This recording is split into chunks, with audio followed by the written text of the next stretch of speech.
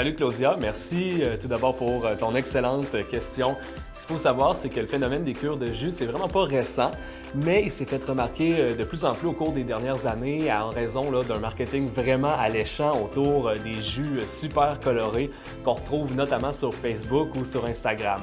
En fait, on peut avoir plein d'idées de jus en regardant différents hashtags qu'on retrouve comme detox, detoxify, on peut avoir cleans également, juicing ou cleansing.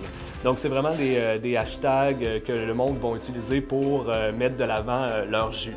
Ce qu'il faut savoir, c'est que si on a un extracteur à jus à la maison, ce qu'on fait, c'est que souvent, on va perdre la totalité des fibres.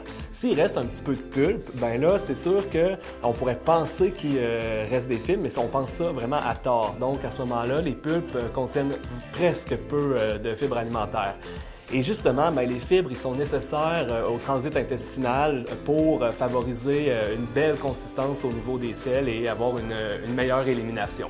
Ce qui est un peu contradictoire avec le fait qu'on se restreint côté fibres alimentaires, mais on pense qu'on va pouvoir éliminer plus rapidement les toxines. Donc ça, c'est vraiment très contradictoire. Ce qu'il faut penser aussi, c'est que les cures de jus, ça permet souvent pas de combler nos besoins énergétiques au quotidien. Donc c'est sûr qu'à court terme, on va favoriser une perte de poids, mais souvent, tout le poids va être repris à l'arrêt de la cure. Donc ça, c'est vraiment un côté moins favorable aux cures de jus. Souvent également, on va entraîner de la fatigue et de l'irritabilité. Donc moi, ce que je te conseille, Claudia, c'est un peu d'éviter les cures de jus, surtout si c'est une cure qui est prolongée.